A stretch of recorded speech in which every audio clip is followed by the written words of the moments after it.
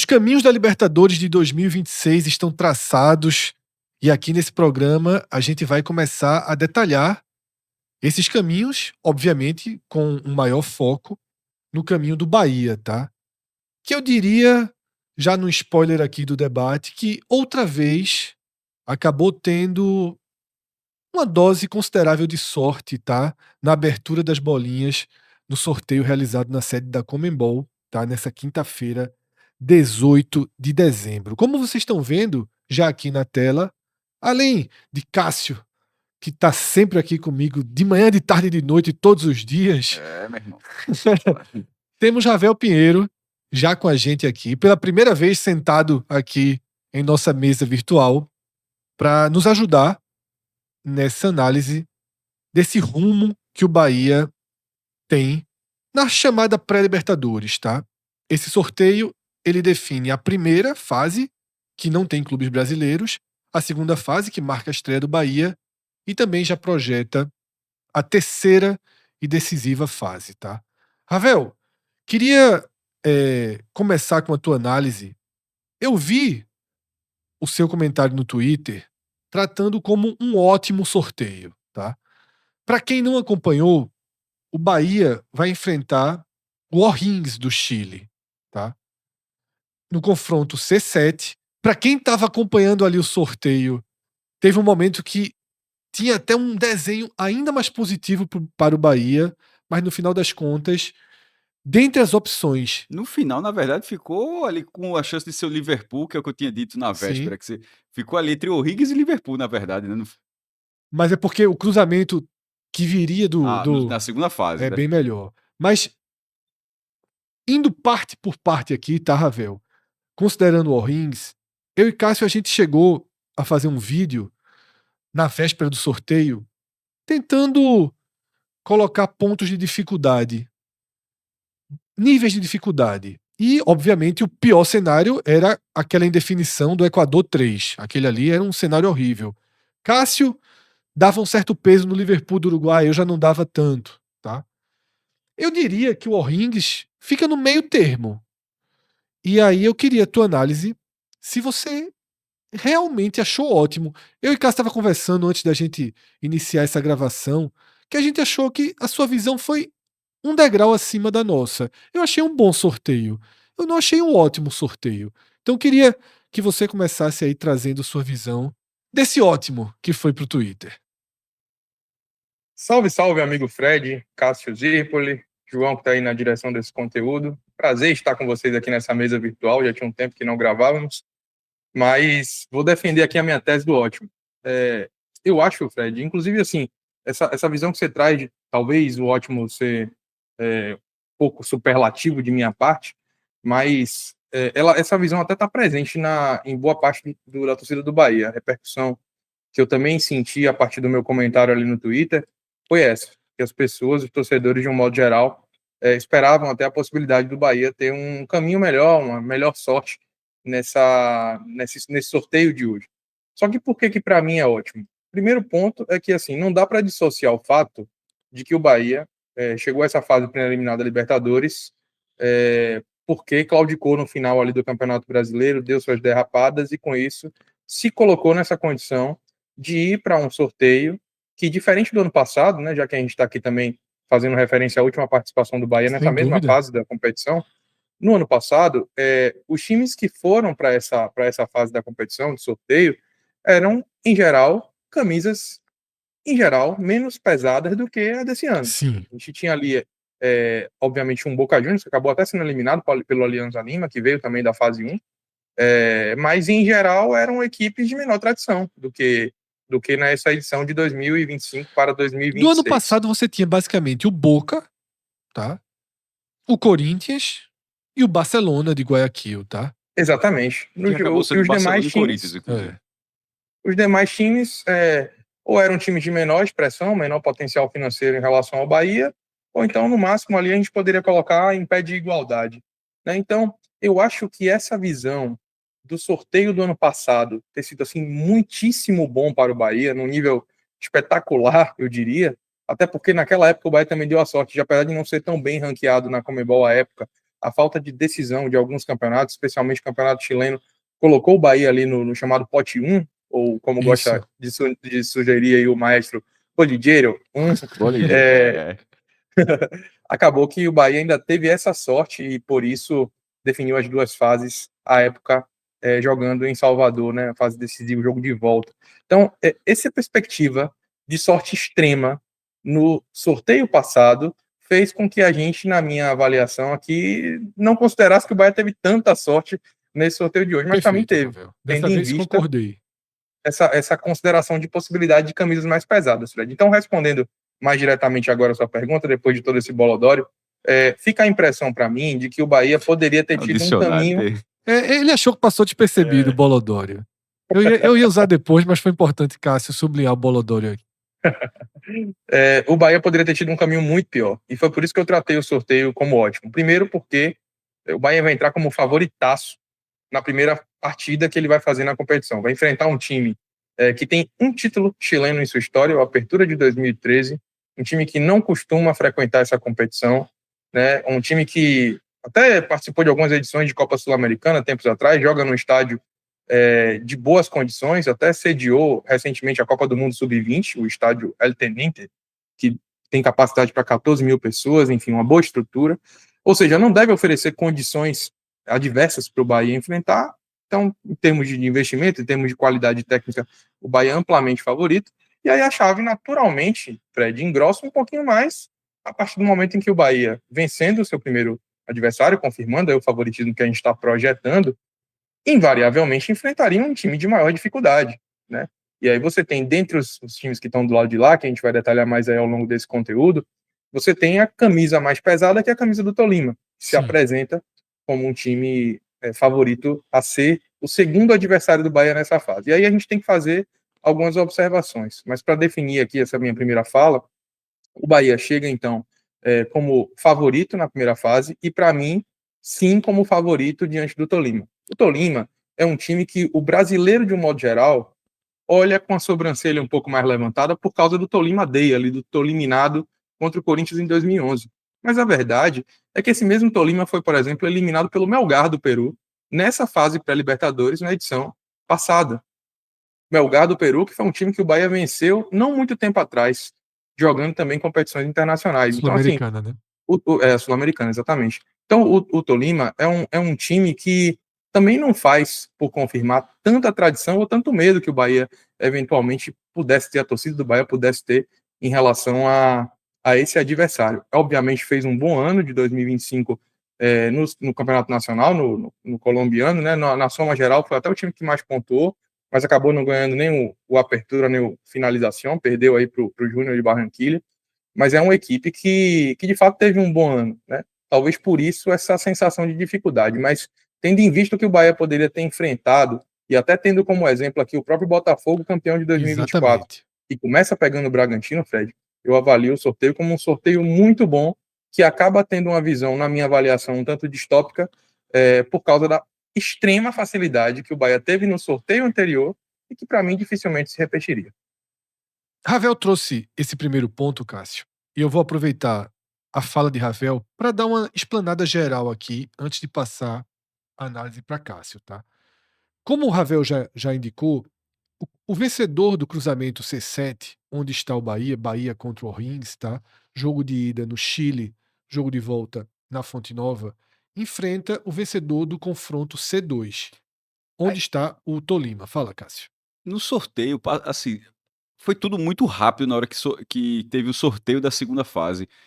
Assim, para quem estava um pouquinho desatento, ficou, opa, perdi o sorteio da terceira. Essa explicação, assim, para quem acompanhou, eu achei que a Conmebol deu uma patinada, né? É um sorteio muito rápido, tanto que a gente... Não, mas foi rápido no sentido de não explicar. Foi, tanto que a gente até teve um debate de fazer ao vivo ou não, e eu me lembrei do ano passado.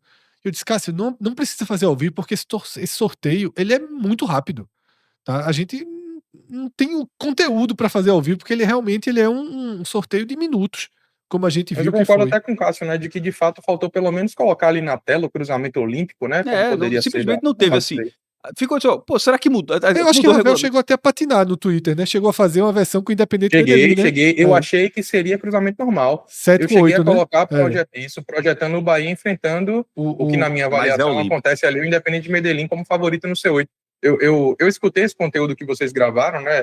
O Maestro respeitou bastante o Liverpool aí, mas para mim, o Independente Medellín até mais favorito nesse confronto. E aí eu cheguei a dar uma patinada, sugerindo que o Bahia enfrentaria o Independente Medellín. Foi muito rápido mesmo o sorteio, exageradamente rápido. Então, para voltar à explicação mais didática, como eu tava, tá? O vencedor de Bahia e O'Higgins enfrenta, tá, na terceira fase, quem passar do confronto C2, que tem o Tolima, e ele ainda espera um time que vem da fase 1. Esse time que vem da fase 1 é o Deportivo Táchira da Venezuela ou o Bolívia 4. Que também espera, né? Ele Isso, espera na definição do último boliviano na Libertadores. Exatamente. E esse último boliviano é o seguinte: o nome do The Strongest, ele está presente tanto com a chance de ser o Bolívia 4, como com a chance de ser o Bolívia 3, que é quem enfrenta um Botafogo. Qual é o cenário lá? O Bolívia 3 pode ser o The Strongest, que é da altitude, porque o Bahia Sim. enfrentou no passado, inclusive.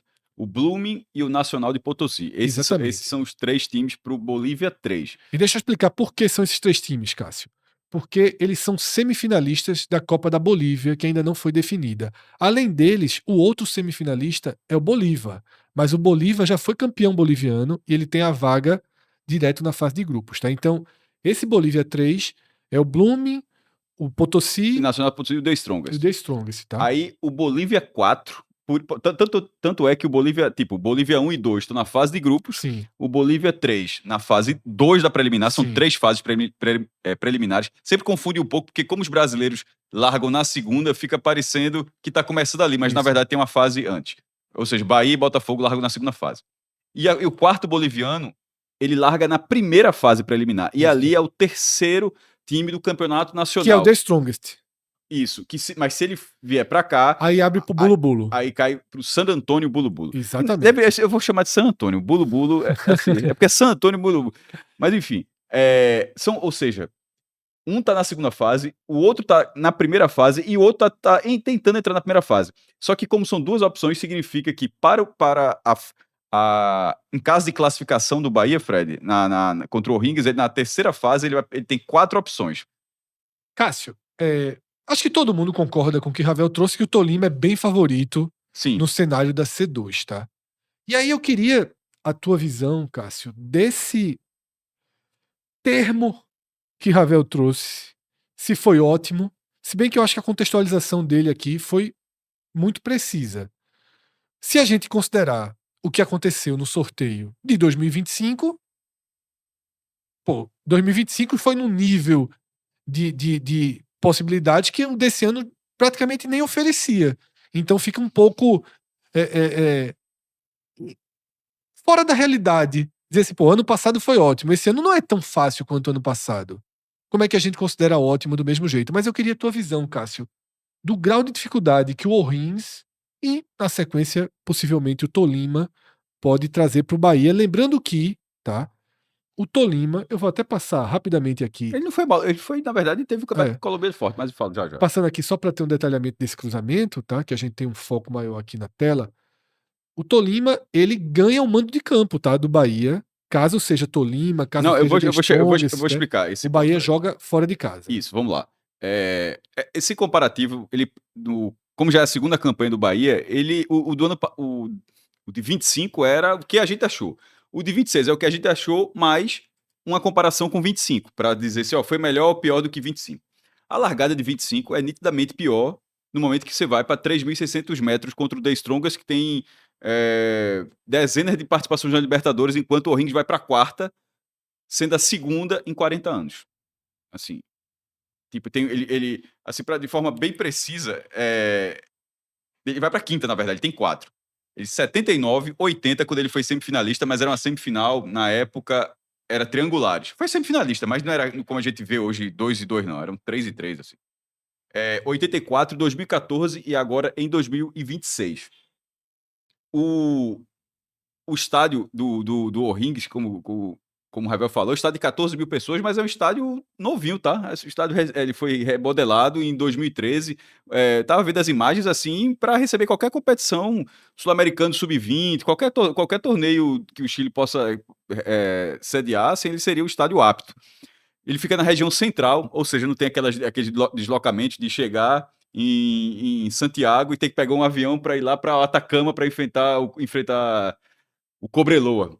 Ou ir para o sul, uma parte. Enfim, era uma região próxima de Santiago, não tem altitude, é 500 metros. Ou o próprio Nublense, né, Cássio? Que o Bahia teve o risco de pegar o Nublense na edição passada, tendo que fazer essa viagem lá, né? Mas acabou passando o Boston River. Isso. O Nublense seria muito pior do que, por exemplo, pegar o O'Higgins. Isso, e o O'Higgins, ele é uma região que não tem altitude, poderia ter altitude.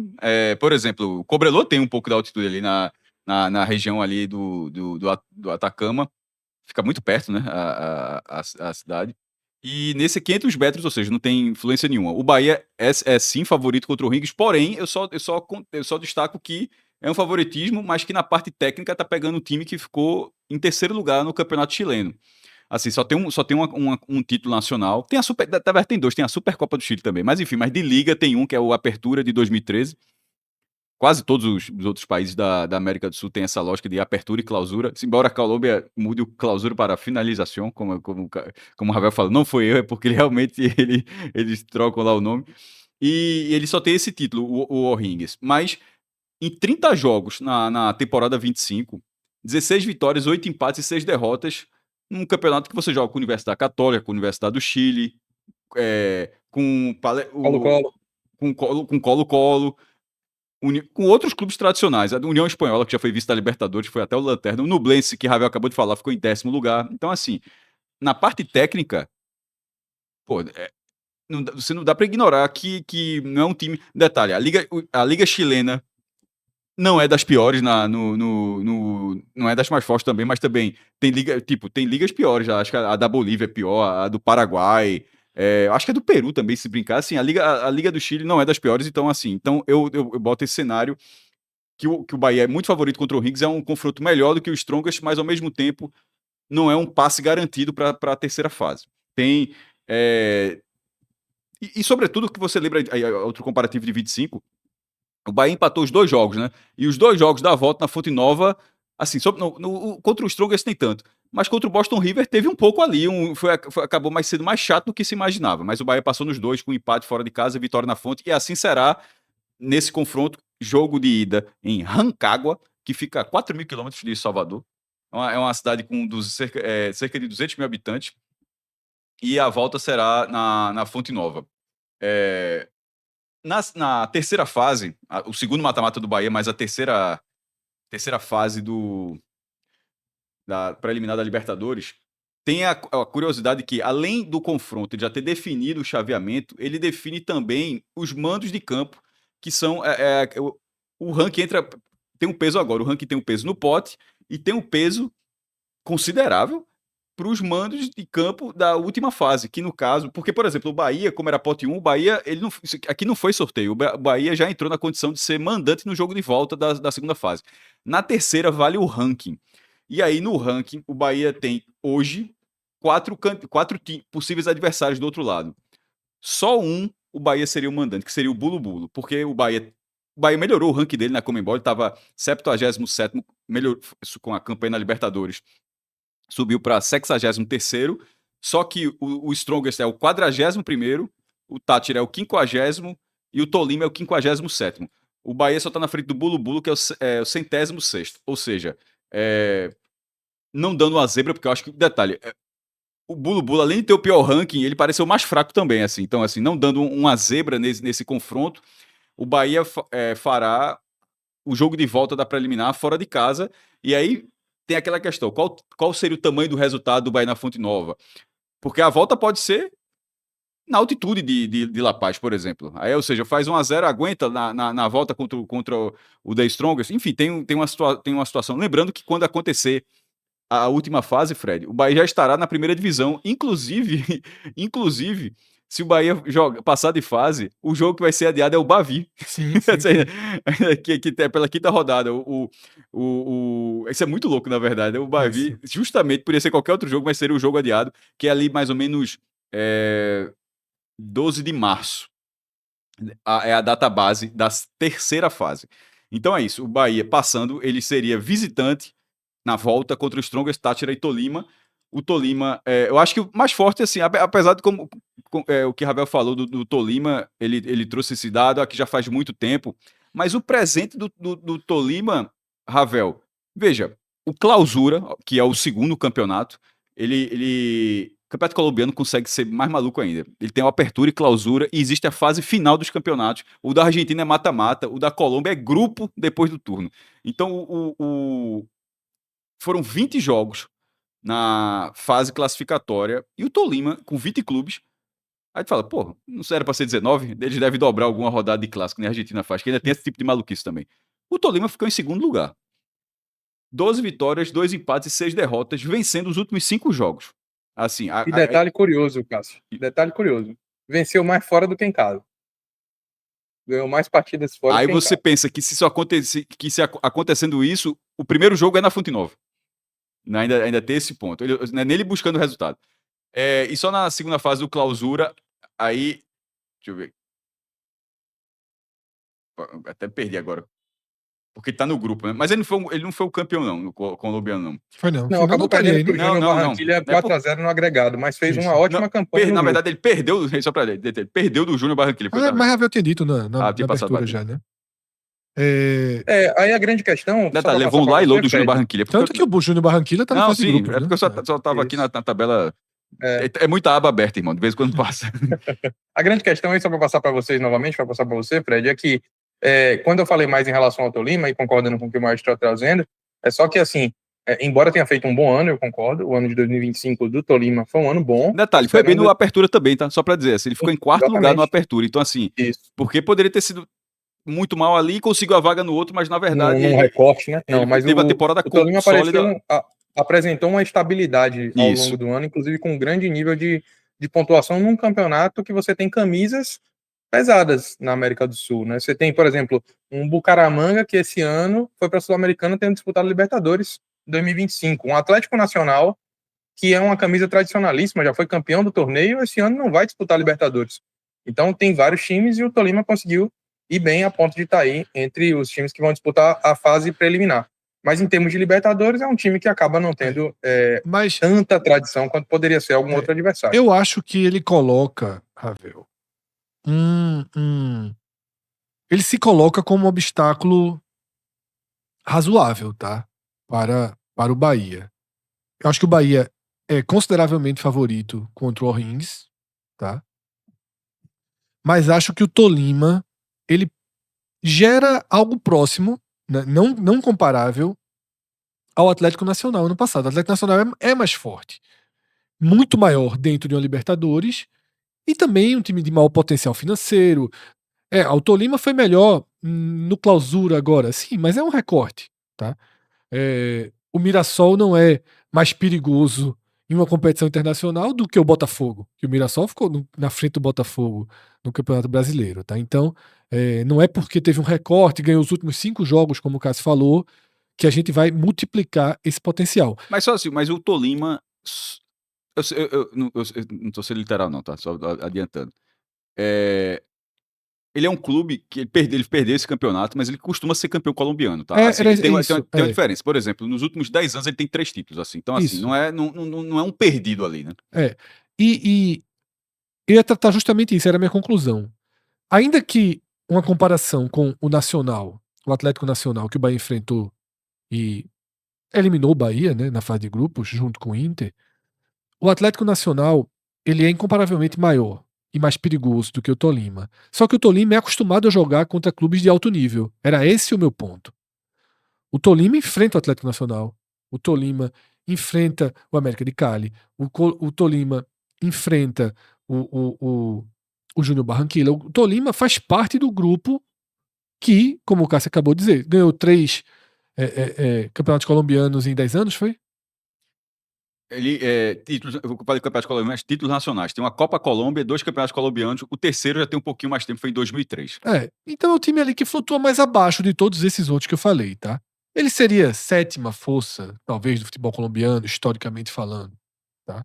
Algo nesse sentido. Mas é capaz de enfrentar o Bahia. Ele não vai chegar na Fonte Nova, no jogo de ida, e achar, meu Deus do céu, o que é isso? O que é que eu tô fazendo aqui? Tá? Ele vai saber enfrentar o Bahia e vai ter postura para, se sair da Fonte Nova vivo, levar muito perigo, porque o Bahia continua tendo, e essa reta final do Brasileiro foi mais um tapa na cara nesse sentido, né, Ravel? O Bahia continua sendo frágil fora de casa. O Bahia não venceu o The Strongest na pré do ano passado, jogando com um homem a mais o jogo inteiro, e não venceu o Boston River, tá? Teve até uma certa dificuldade contra o Boston River no jogo de volta. Mas ano passado a estratégia extremamente pragmática de Ceni se mostrou também muito segura, né? Ali eu acho que Protege os até... resultados fora de casa, que dentro de casa a gente resolve, tem mais time. Porque, pessoal, o Bahia tecnicamente é muito superior ao O'Rings e ao Tolima, isso eu não tenho a menor dúvida, tá? Só que o Bahia, assim como o próprio Tolima, ou até o Bahia mais do que o Tolima, não é um time de rodagem internacional consistente, né? É ainda um time que caminha, dá seus primeiros passos. Eu imagino que a gente, a partir de agora, a gente vai ter todos os anos o Bahia na competição internacional. O Bahia No está construindo Libertadores a sua como tradição, meta, né, digamos assim. no Libertadores como meta, nos anos em que as coisas derem errado, no Sul-Americana. Eu acho que o Isso. Bahia se aproxima da lógica Red Bull Bragantino, que desde que virou Red Bull, nunca mais foi rebaixado. Tá? Isso. E eu acho que o Bahia tende a ser. O ano ruim é o ano de Sul-Americana. O ano bom é o ano de Libertadores. Eu acho que o Bahia tende a começar a ter essa nova história internacional, como o Fortaleza desenvolveu. E o Fortaleza viveu isso nessa década, né? Eu acho que a tendência é, de fato, a gente ver o Bahia ir construindo, de fato, a sua referência como um time internacional, né? Um time que frequenta, de fato, as competições para além das competições que rodam exclusivamente no Brasil, né? Então, tudo isso a gente fala, talvez, e dê todo esse peso, pelo fato de a gente saber que há um trabalho, uma metodologia nova a partir da entrada do Grupo City, administrando o clube, o futebol do clube. O próprio diretor de futebol do O'Higgins foi entrevistado depois ali da cerimônia do sorteio e elogiou bastante o Bahia, falou um pouco sobre o perfil do elenco, que tinha estudado um pouco, analisado um pouco, que para eles era uma honra, inclusive, enfrentar o Bahia, mas a gente sabe que, de fato, o Bahia ainda é um time que, por exemplo, assim, a gente não pode deixar de falar que o Bahia, nessa edição, voltou a disputar a Libertadores e não frequentava desde 1989, né? Então, o recorte, quando se olha e analisa o histórico do Bahia, também é ainda de um clube que não tem a tradição de participar na Libertadores. Então, a gente sabe que o Bahia, na verdade, tem como principais adjetivos e elementos aí para a gente colocar como favorito da chave o fato de dividir uma liga mais forte, de ter um orçamento maior, onde os jogadores recebem mais, onde o nível técnico de fato é melhor. Então, tudo isso depõe favoravelmente ao Bahia. Agora, construção de tradição e esse entrave que você pontuou, Fred, que é uma verdade conhecida por todos, que o Bahia é um time muito ruim fora de casa, são os principais elementos de atenção. Eu acho até que na fase preliminar da edição 2025, foi muito mais estratégia do que ruindade propriamente dita ali. Embora o Bahia não tenha feito boas partidas contra o The Strongest nem contra o Boston River, aliás, principalmente contra o Boston River, o Bahia foi muito mal. Contra o The Strongest, eu acho que ainda teve um fator circunstancial ali, né? Aquela questão toda de altitude, etc. Mas contra o Boston River, o Bahia foi mal, mas foi tudo dentro de uma estratégia, até porque esse time se revelou muito ruim fora de casa no intercurso da temporada. E foi assim, dessa forma, que o Bahia fechou o ano de 2025, se mostrando um time frágil, com menos de 30% de aproveitamento jogando longe dos seus domínios, e fica esse grande trauma para o torcedor e talvez o principal gatilho de preocupação, saber que em 3 dos possíveis adversários aí da terceira fase, o Bahia decidirá longe de Salvador, precisando no início da temporada já romper com um dos desafios que não foram superados em 2025. Decidir fora de casa, sabendo conquistar a vaga, sabendo consolidar, mesmo que o Bahia faça o caminho ali, jogando na primeira partida, mas na segunda ele vai precisar ser suficientemente bom para poder superar o seu adversário e ir para a fase de grupos da Libertadores. Afinal de contas, o time eliminado nessa terceira fase acaba descendo a fase de grupos da Sul-Americana. Competição que o Bahia também jogou esse ano e descartou e acabou não exatamente. surtindo efeito completamente. Então, E é fica bom, aqui Ravel. preocupação E é bom, Ravel, frente. deixa logo claro isso. Se, eventualmente, passar pelo O'Higgins e cair diante do Tolima, que junte os cacos e dessa vez, até porque iria para a fase de grupos, começando do zero e tal, que dessa vez joga a Sul-Americana para ganhar a Sul-Americana. Exatamente. Veja só, o Bahia, o maior título, o último grande título do Bahia data de 1988, pô. Exatamente. 1988. Veja, em tese, o descarte não faz sentido porque ele é numa fase seguinte à fase de grupos. E ele acontece para não prejudicar uma campanha no Campeonato Brasileiro rumo à Libertadores. Então, assim, esse pensamento de Fred pode ser correto, mas tudo vai depender exatamente como tiver a campanha do Bahia de novo. Se tiver o ritmo que o Bahia tiver, e agora, será que a Sul-Americana vira um problema para a campanha do Bahia no Campeonato Brasileiro? No fim das contas, é sempre o Campeonato Brasileiro colocando isso, porque, de certa forma, quando você fala, agora jogar a Sul-Americana porque não ganha desde 88. Em 25, em tese, estava numa condição melhor para a Sul-Americana. Estava largando uma fase na frente já. Então, assim, depende muito do que o Bahia fará no Brasileiro, como vai ser o comportamento nos jogos fora de casa, como o Ravel falou. Ou seja, tem uma série de fatores para, inclusive, ter a torcida a seu favor em caso do plano B. Por quê? Lembrando, até pelo regulamento, eu acho que eu falo, mas os 8 times que chegarem à terceira fase, todos eles já estão na fase de grupos. A questão é que na terceira fase, os 4 vencedores vão à fase de grupos da Libertadores e os 4 perdedores vão à fase de grupos da Copa Sul-Americana. Exatamente. Que Ravel, acontece nas mesmas datas, inclusive. eu acho que eu interrompi o final da tua conclusão. Não, eu só ia concluir, Fred, dizendo que vai precisar romper com o seu principal desafio, o Bahia, de não jogar bem, não conseguir conquistar resultados, sobretudo fora de casa. E esse é o principal gatilho que eu acho que o torcedor do Bahia já vem com a orelha em pé desde já, e ainda tratando o Tolima como o principal favorito dessa fase 3, a notícia boa é que o Bahia não estará suscetível à altitude, né? Que a gente já tinha pontuado aqui que La Paz seria um problema, afinal de contas foi lá que o Bahia jogou nesse ano e 3.600 metros fizeram muita diferença para que o Bahia não conseguisse ali jogar o seu melhor futebol, sendo o Tolima na cidade de Ibagué, na Colômbia, fica a 1.285 metros, o que em termos reais praticamente não tem influência nenhuma. Só para a gente ter uma comparação, esse ano o Bahia jogou contra o Atlético Nacional em Medellín, no Atenas Girador, e Medellín fica a 1.500 metros. Então não existe tanta influência direta ali na performance, no desempenho do atleta. O máximo que você pode ter é um pouquinho de variação ali da bola, em algum chute de média distância, mas isso é algo que rapidamente os jogadores se adaptam ali quando você tem aqueles treinos pré-jogo. Então o Bahia, pelo menos, caso seja o Tolima de fato seu adversário, e caso o Bahia passe do O'Higgins, confirmando seu favoritismo, o Bahia não teria que lidar com os efeitos da altitude. Fred, ficou um pouco para trás, mas a gente trabalha com curiosidade. Quando o Fred falou, pô, Tolima seria o sétimo campeão, quase que tu acerta. Tua lista de campeões colombianos. Primeiro, Atlético Nacional, 18. Segundo, Milionários, 16. E vai ser o confronto, inclusive. Não. Vai ser. Vai ser Atlético Nacional e Milionários, não é isso? Pronto. Isso. 16. América de Cali, 15. Júnior Barranquilla, que acabou de ganhar, 11. Deportivo Cali, 10. São todos os clubes famosos, né? Santa Fé, 10. Independente Medellín, 6. Once Caldas, 4. Só depois veio o Tolima com 3. Ou seja, porque eu acho o Tolima 6, mais 7, 8. Nono campeão do porque colombiano. o Tolima, ele, por exemplo, o Once Caldas foi meio que um momento da história, né? O Tolima, ele circula mais. Não, o Once Caldas é bizarro. O Once Caldas é campeão da Libertadores. Foi um momento da história, tá? Pra gente fechar aqui essa questão da Libertadores, tá? Aqui as datas, só pra reforçar, tá? Primeira fase, 4 e 11 de fevereiro.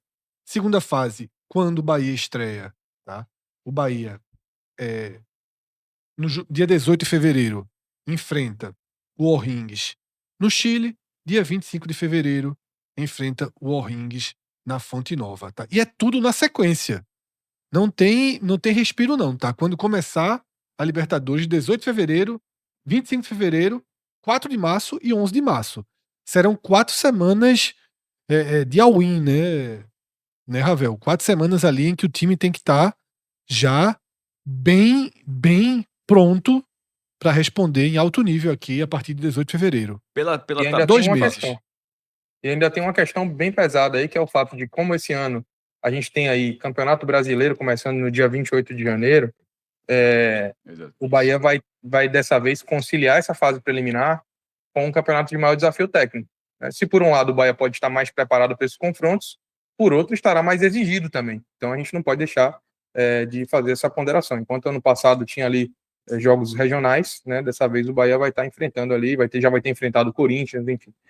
São jogos de maior nível de exigência. Então fica essa observação. De alguma forma, o Bahia vai precisar, esse ano aí mais do que nunca, entrar mais na ponta dos cascos, e talvez essa visão de calendário tenha feito, inclusive, o Grupo City, Rogério Ceni e todo o departamento de futebol terem pensado numa remodelagem do perfil do elenco para 2026, sendo um time de mais imposição física, que é o que se tem ventilado aqui, e as primeiras especulações de contratação vão dentro dessa linha, Fred. Então, Cássio vai falar algo do Não, calendário? era do calendário, do choque. Porque o calendário saiu já, a tabela do Brasileiro 26. Choca na primeira fase. Eu tinha falado até do Bavi, mas na verdade já choca Sim, quarta rodada. na volta da segunda fase, no caso da estreia do Bahia, que é contra o Chapecoense, a quarta rodada. Eu tinha citado só o jogo do Vitória. Então, a volta da segunda fase choca Tem um choque na segunda fase e um choque na terceira. Isso. E nos dois casos, na volta. É isso que eu Sim. tô dizendo. A volta da segunda fase contra a Chapecoense e a volta da terceira fase, aí seria contra o Vitória. Ravel, você citou o elenco e a gente tem aqui, tá, o mapa atualizado desse elenco do Bahia. Se bem que ao longo dessa quinta-feira a gente já viu nas redes sociais, nada oficial, obviamente, né? O Bahia demora a ter qualquer postura oficial, e esse tipo de notícia muito menos, né? Que é saída de jogador.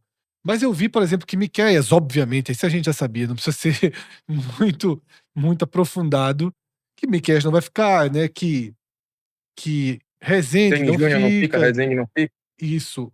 E falando que o próprio Matheus Bahia também não interessa, eu até citei no programa de ontem, né, que eu fiz com o Cássio, e que eu acho o Matheus Bahia mais jogador que Borducci. Tá? Também acho. Mas teria a sinalização que ele também não fica, tá?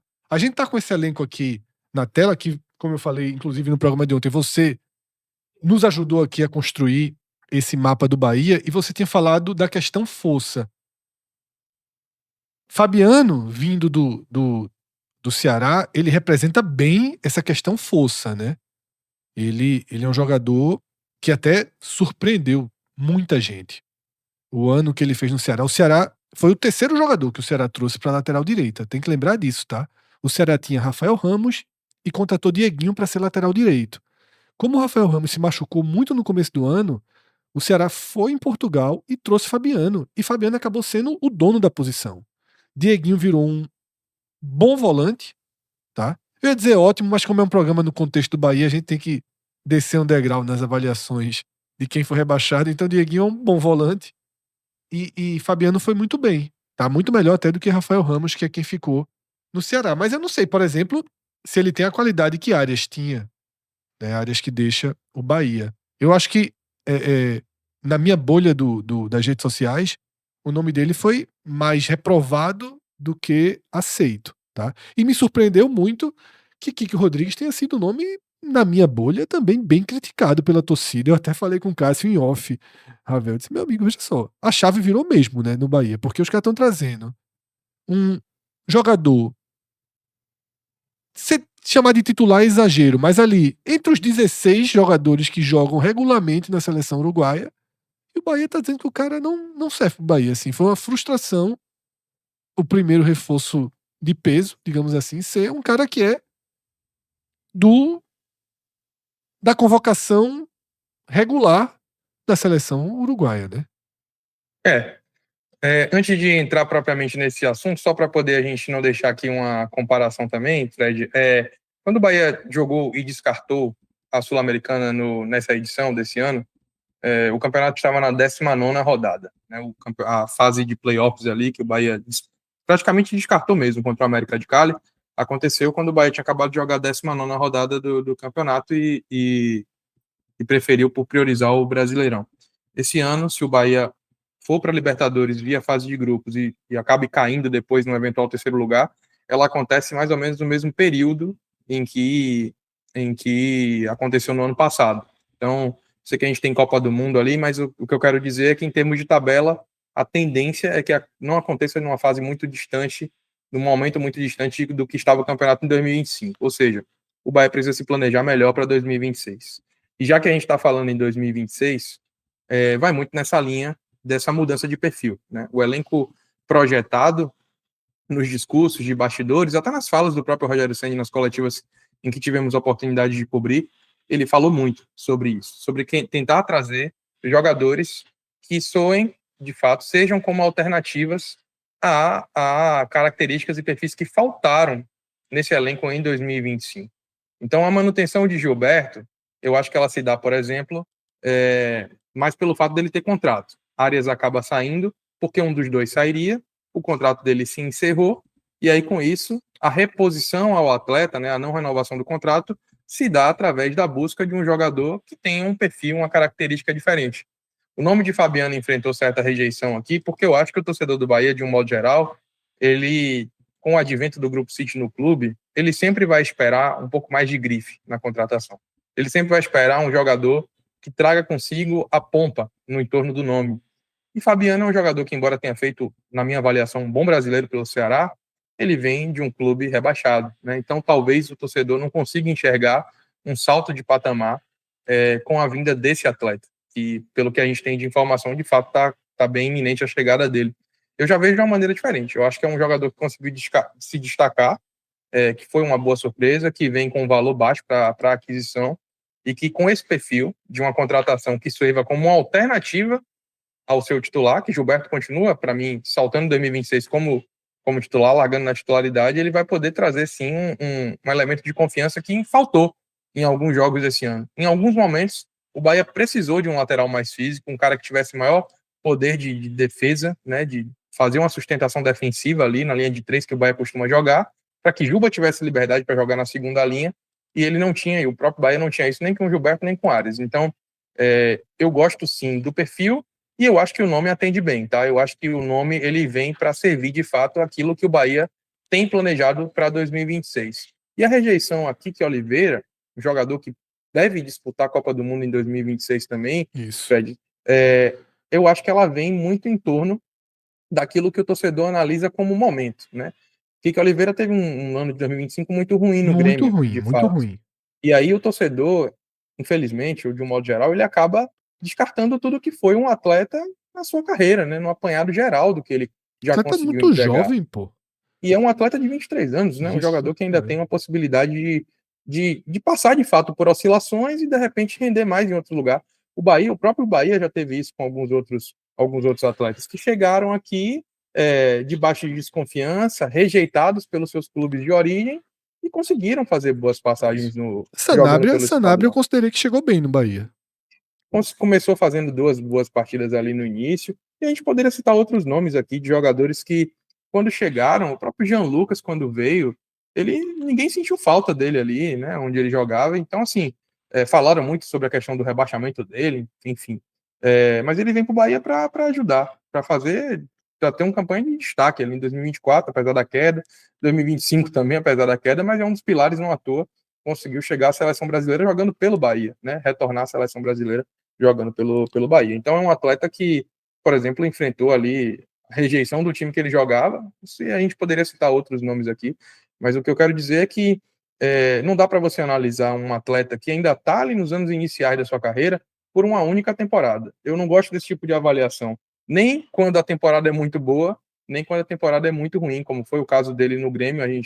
Nós aqui vamos de Covid, né, que de fato acontece isso, mas eu acho que ele ainda pode sim entregar resultado. Eu não gostei tanto da contratação, mais porque, pelos números que eu vi, de um modo geral, não me empolgou tanto, mas não pelo fato de que ele é um atleta que a sua passagem pelo Bahia já vem condenada a ser uma entrega de baixo nível. Entende, Fred? Eu penso que essa avaliação muito negativa se dá muito mais em tom da expectativa de você trazer uma contratação que pare o aeroporto, do que Sim. necessariamente um jogador que não tenha trazido o retorno técnico que a gente espera. Você acha que Ceni e a cúpula de futebol do Bahia trabalham com mais quantos nomes até 18 de fevereiro, quando o Bahia vai a Santiago enfrentar o O'Higgins? O Bahia, a gente está vendo esse campinho aí também na tela, né? O Bahia é um time que está com um elenco relativamente inchado por causa das chegadas, né, dos retornos de empréstimo aqui. A gente tem aí o retorno do Deni Júnior, que não deve ficar. Tem o Marcos Felipe, que está aí, que só retorna no meio do ano, né, em junho. A tendência, na verdade, é que nem retorne. O Bahia deve fazer, tal qual fez com o Rafael Ratão, aproveitar-se desse empréstimo para utilizar ali o poder de comercialização, para que o atleta nem precise retornar.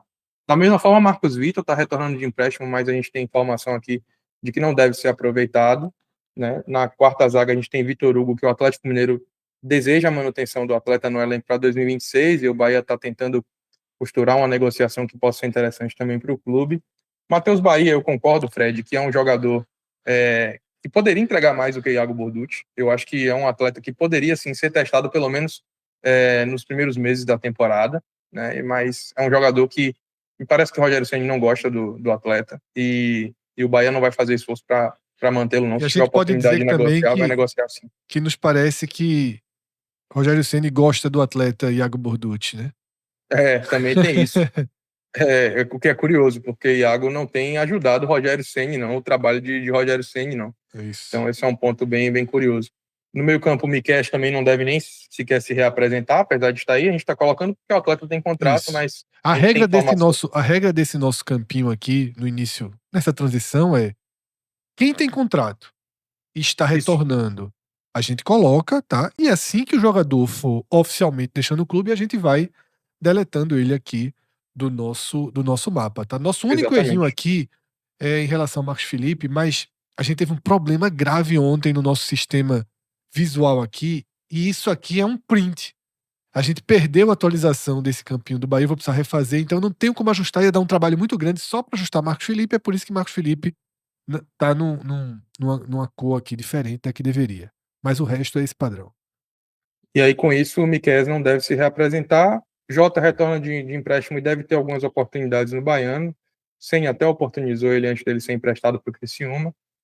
E mais para frente a gente tem a questão de aí... Eric também, que não tá, eu expliquei isso ontem, não tá mais lesionado, né? E ficou com essa marcação também. No próximo quadrinho eu já vou trazer esse campinho com esses detalhezinhos corrigidos. E quem sabe com um novo reforço. Perfeito. No momento lesionados, a gente tem aí Michel Araújo e Sanabria, mas são lesões que não devem chegar nem para o início da próxima temporada. Eles devem estar disponíveis aí já para o primeiro jogo do Bahia.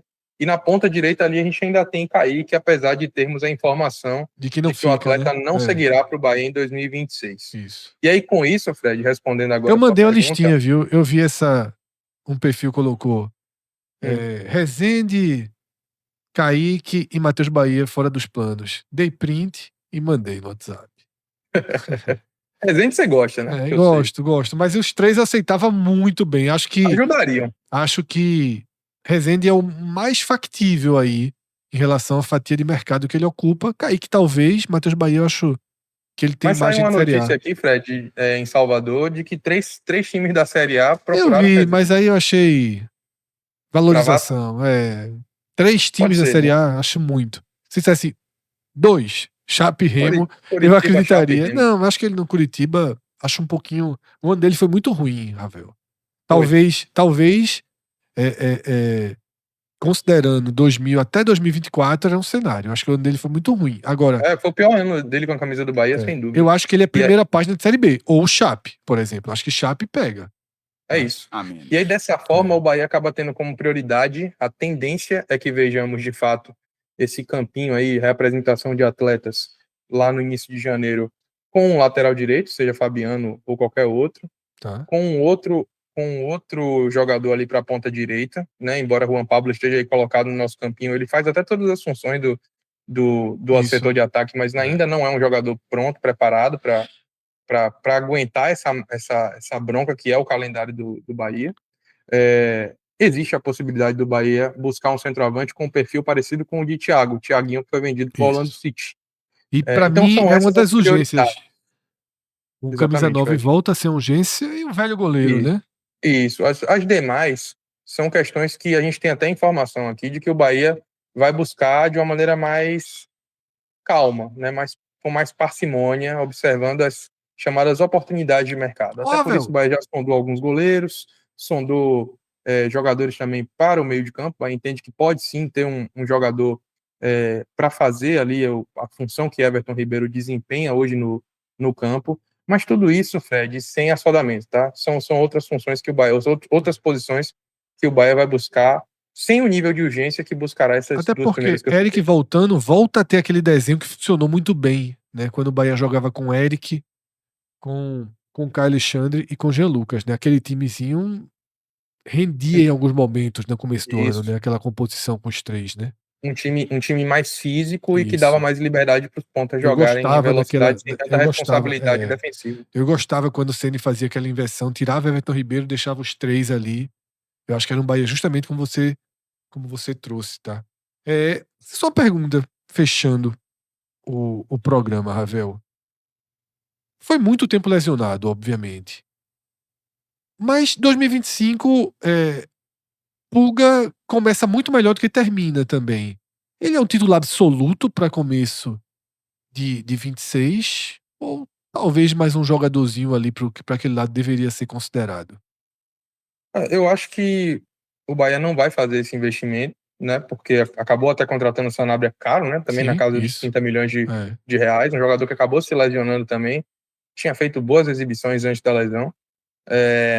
E aí eu acho que o Bahia vai com o que tem, tá, Fred? Concordo que o retorno de lesão ali de Pulga foi um pouco abaixo, né, do que se tinha. Mas Tanto que eu retorno até de falei lesão, que né? ele fez eu cheguei a comentar num telecast que ele fez um gol contra o Vasco, mas o mais importante tinha sido conseguir ter tido uma boa atuação depois de muito tempo, né? Que foi, acho que no jogo seguinte que ele tinha jogado bem, que era mais importante até do que o gol, foi o simbolismo daquela boa atuação. O que me dá a impressão, Fred, de que na verdade o atleta acabou sentindo muito, de fato, a parte física depois de ter ficado tanto tempo fora, né? Foram 4 meses fora de combate. Então, entre a lesão, a relesão, o retorno, deram 4 meses. Então, assim, eu acho que essa pré-temporada vai fazer bem o atleta. A pré-temporada curta, mas eu acho que vai dar condição melhor do Bahia, pelo menos para início do ano, não precisar se preocupar tanto com essa posição, não será prioridade. Eu também não traria. Eu acho que dá para começar com Pulga, Sanabria, Juan Pablo também joga por aquela faixa do campo, e o Bahia assim vai para começar o ano. É isso, tá? A gente vai chegando ao final desse programa. Eu, Fred Figueiredo e Cássio Zirpoli, aqui nos estúdios do 45 Minutos, Ravel numa casa de Lego, né? Você percebe aí que a parede da casa de Ravel aí tá formada por Lego. É o estúdio de Lego de Ravel. Para ver se dessa vez o Bahia consegue montar um elenco com capacidade de ir mais longe em 2026. Gostou do Lego e eu montar? Gostei, mas a Já vivi dias montagem... melhores, né? Não, a montagem com pecinhas de plástico é um tanto quanto frágil. É um bolodório. Mas não é com plástico vagabundo, não, com todo respeito ao plástico vagabundo. E ao trabalho de Atos Gildo, que a gente descobriu que ele também teve uma passagem profissional na indústria do plástico, né? Exatamente. Isso. Mas, falando sério agora, a gente vai colocando aqui um ponto final nesse programa. Lembrando que o 45 Minutos tem como patrocinadora master a Bet Nacional, a Bet dos Brasileiros, a Bet do Jogo Responsável. Se você ainda não tem uma conta na Bet Nacional, você pode abrir essa conta, tá? Colocando o código podcast45.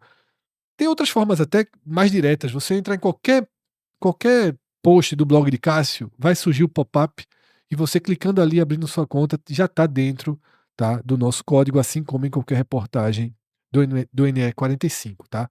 Agradecer a confiança da Bet Nacional em tantos anos aqui com o 45 Minutos, tá? Se você gostou desse vídeo, deixa uma curtida, comenta, tá, o que é que você achou, dê sua opinião sobre o caminho do Bahia na Libertadores, tá? Sobre o elenco do Bahia, já que a gente acabou trazendo um pouco também, tá, para esse tema aqui do programa. Se você não está inscrito no canal, porra, a hora é essa, se inscreve no canal, ativa as notificações.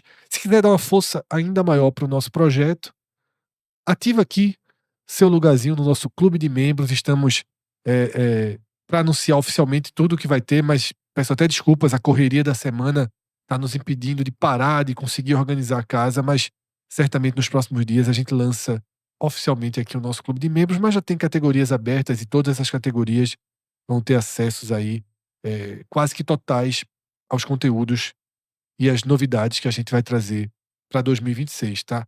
Ravel, seja bem-vindo aqui. É a primeira vez que a gente conversa nesse novo formato. Acredito que teremos algumas dezenas e dezenas de novos encontros em 2026, tá? Com Libertadores, com Copa do Brasil, com Campeonato Brasileiro, Campeonato Baiano, tá? São as competições do Bahia ano que vem, sem a Copa do Nordeste dessa Vai vez, tá? acompanhar a Copa do Nordeste, irmão? Vou acompanhar, porque eu até estava comentando hoje no nosso clube, né, que quem se inscrever e quem fizer parte do nosso grupo de membros terá acesso ao nosso grupo de WhatsApp do Clube 45, Clube Trincado.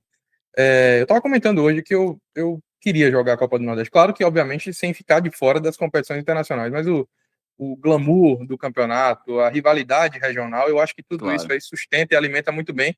E eu vou acompanhar de maneira saudosa, porque eu acho que se o regulamento continuar da joga mais forma como nunca. é, não jogo mais nunca. Aí eu vou estar olhando ali e deixando minha torcida para um time específico vencer essa competição. É isso. Grande abraço a todos. Valeu, até a próxima. Tchau, tchau.